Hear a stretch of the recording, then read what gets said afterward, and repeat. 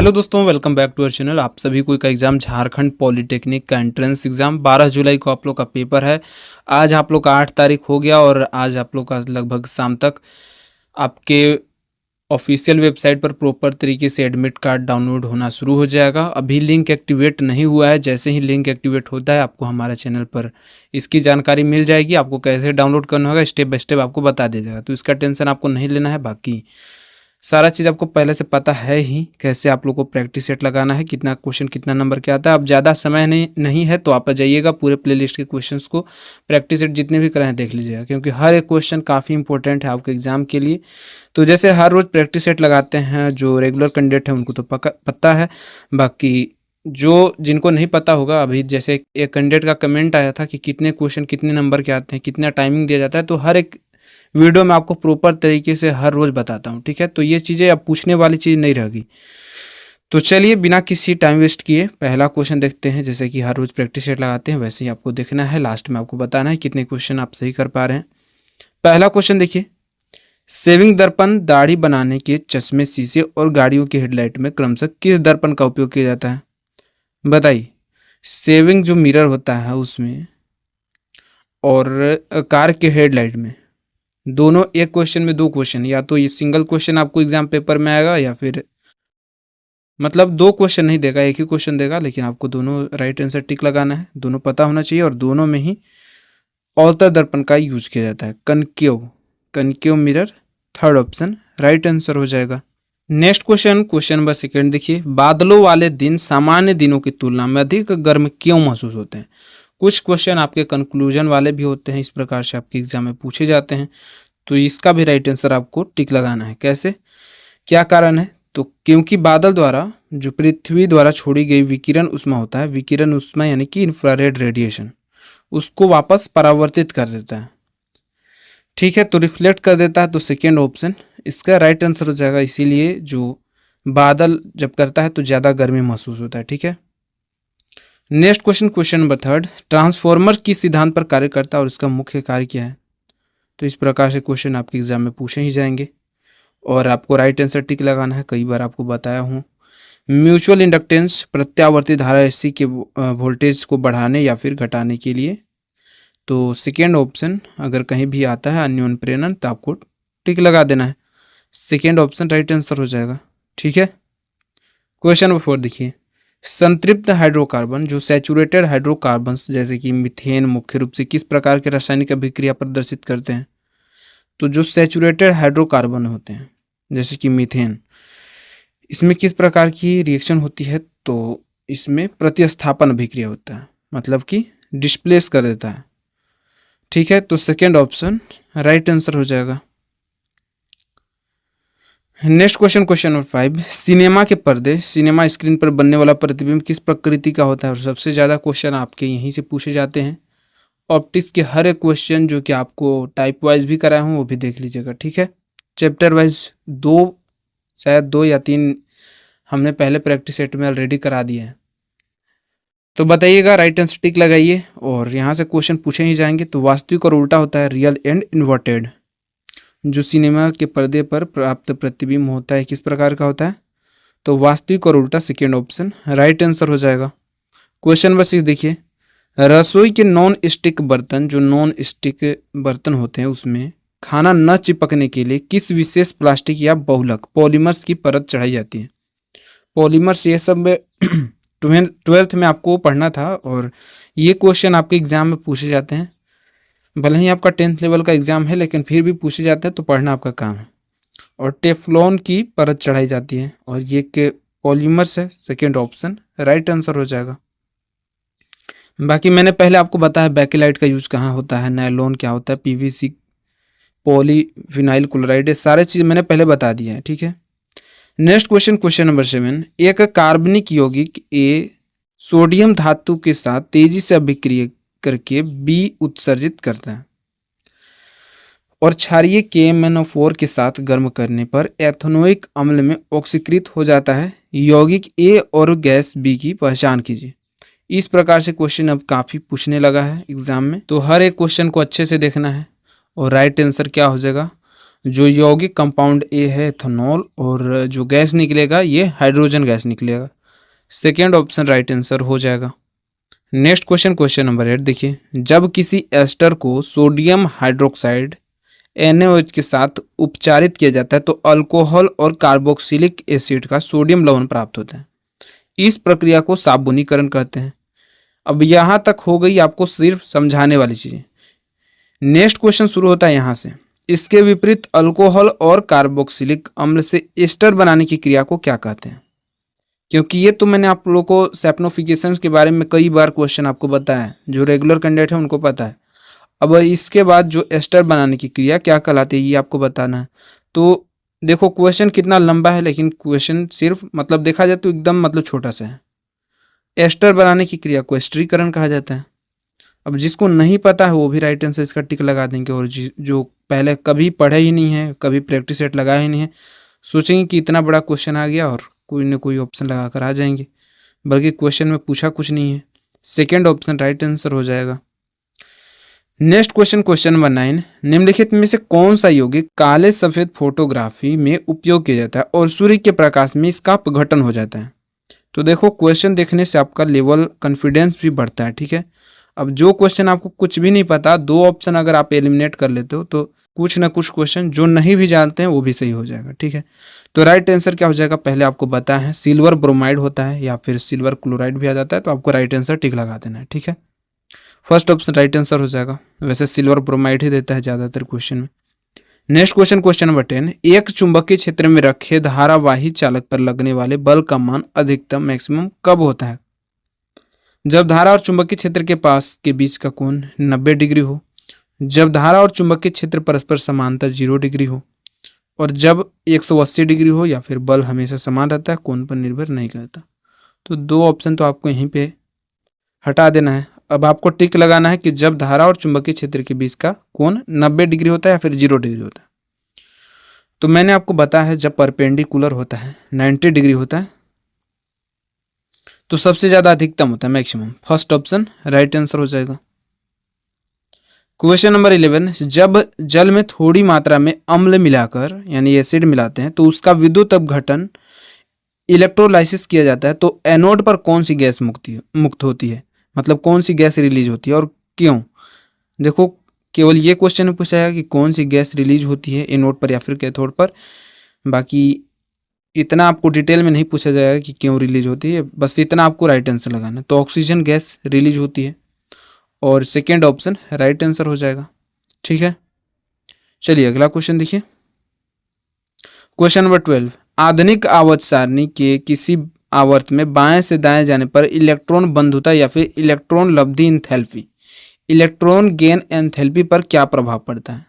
अब ये इंग्लिश में पता नहीं क्यों नहीं ट्रांसलेट किया गया, बस आगे होगा एक दो क्वेश्चन ऐसा, मतलब आगे नहीं है, ठीक है। यही एक क्वेश्चन है जिसको केवल हिंदी में टाइप कर दिया गया है।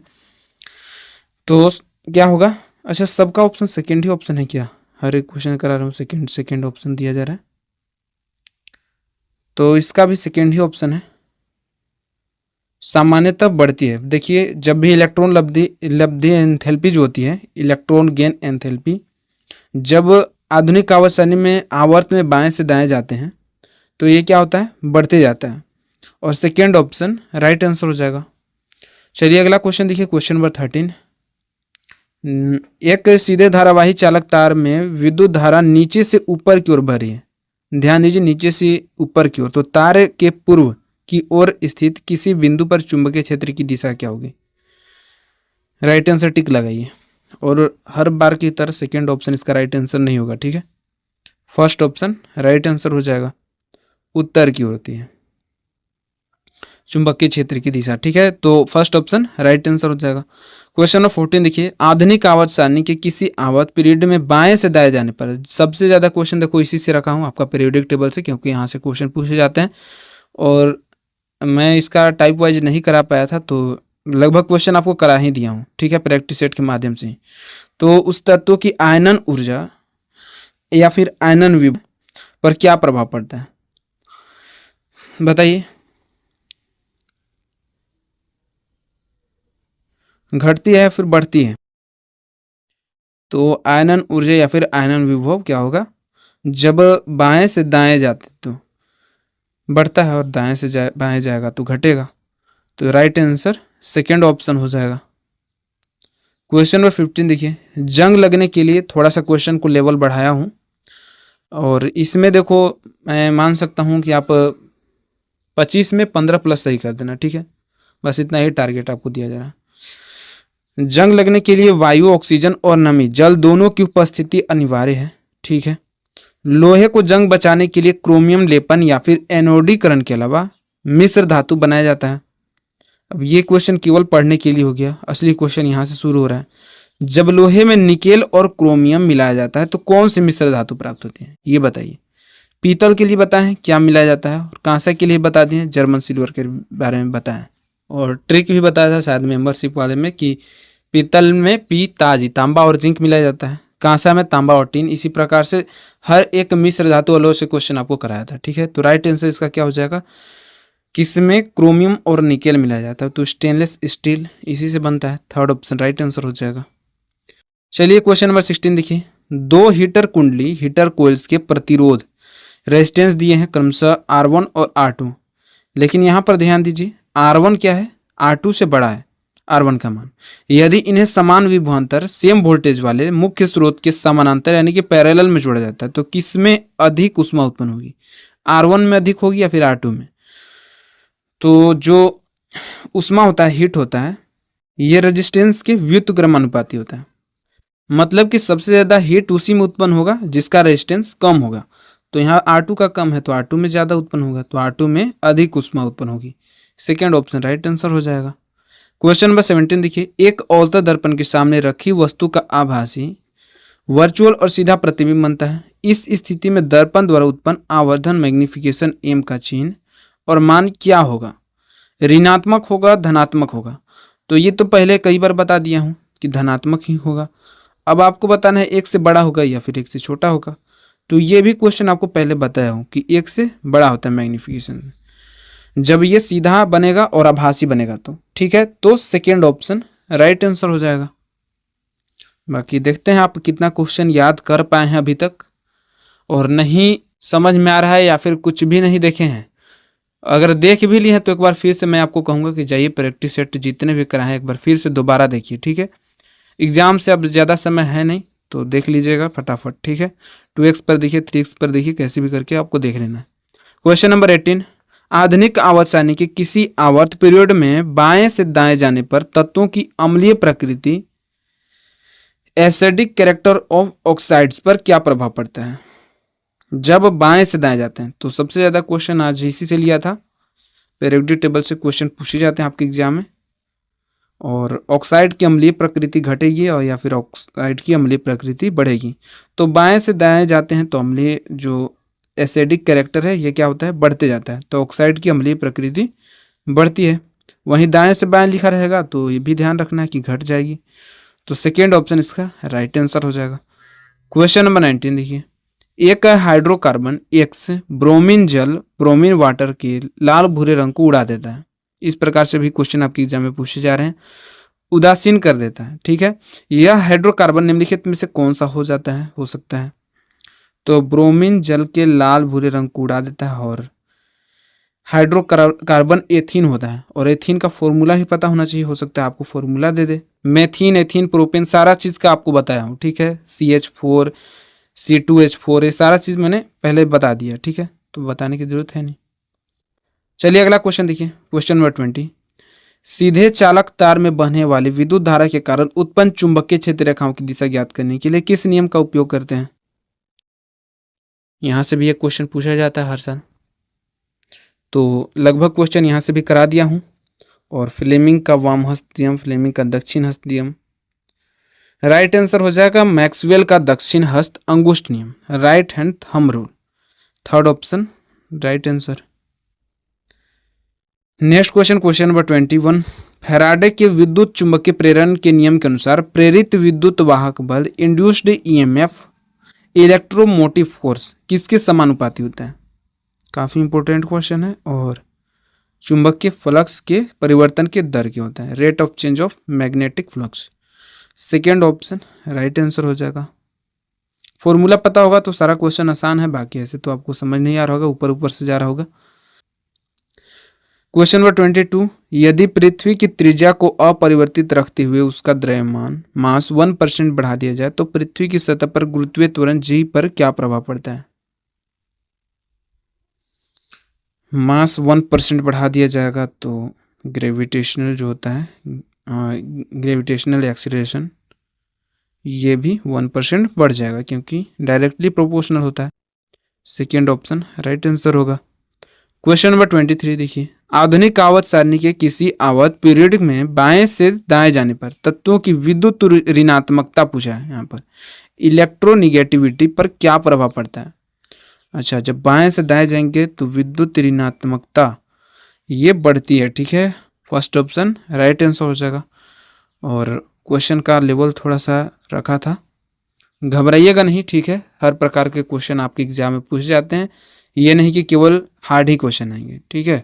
और पहले तो मैं आपको बता ही दिया हूँ कि कितना आपको मतलब आपकी मार्क्स चाहिए आपको एक गवर्नमेंट पॉलिटेक्निक कॉलेज के लिए। तो डरने की तो बात है नहीं, क्योंकि काफ़ी कंपटीशन कम है हर बार की तुलना में। दो और क्वेश्चन है, देखिएगा। क्वेश्चन नंबर 24, निम्नलिखित में से कौन सी मिश्र धातु अलॉय में पारा मरकरी एक आवश्यक घटक के रूप में उपस्थित होता है? तो कौन सा पारा का मिश्र धातु है? और ऑप्शन भी आपको इसी प्रकार से दे दिया है, बिल्कुल आसान ही कर दिया है क्वेश्चन को। देखा जाए तो पीतल, कांसा, सोडा ये कोई मिश्र धातु है। पारा में इसका क्या रोल है? तो बिल्कुल थर्ड ऑप्शन इसका राइट आंसर हो जाएगा, अमलगम होता है पारा का। और बाकी सारे चीज़ का करा दिया हूँ, बहुत सारा क्वेश्चन कराया हूँ यहाँ से भी। तो आज के प्रैक्टिस सेट का लास्ट क्वेश्चन देखिए, क्वेश्चन नंबर 25, विद्युत ऊर्जा का व्यापारिक कमर्शियल मात्रक क्या है जिसे हम आम बोलचाल में यूनिट कहते हैं? यहाँ से भी क्वेश्चन पूछा जाता है। विद्युत ऊर्जा के कई मात्रक होते हैं, पहले स्पेशल जब आपको प्रैक्टिस सेट कराए थे वहाँ पर भी बहुत सारे क्वेश्चन कराए हैं इलेक्ट्रिक से, तो आपको पता होना चाहिए, ठीक है, कि विद्युत ऊर्जा का जो व्यापारिक कमर्शियल यूनिट होता है ये होता है किलोवाट घंटा, ठीक है। तो थर्ड ऑप्शन राइट आंसर हो जाएगा। देखा जाए तो आज के प्रैक्टिस सेट में एवरेज क्वेश्चन आपके मॉडरेट से लेकर हाई लेवल के क्वेश्चन आपको रखे थे, और इसमें आप 15 से 20 नंबर के बीच आपका टारगेट दिया जा रहा है। अगर आपने इतना सही किया होगा तो बिल्कुल आप सेफ स्कोर में है। बाकी इसी प्रकार से टारगेट लेकर चलिए, और अब बस कुछ दिन बचे हैं, इसी प्रकार से आपको लगाते चलना है। और फिर उसके बाद आपका एग्ज़ाम देने के बाद एनालाइज करेंगे आपको कितना मार्क्स लाना पड़ेगा। बाकी इसी प्रकार से फिर से मिलेंगे नेक्स्ट वीडियो में। अभी के लिए बस इतना ही, धन्यवाद।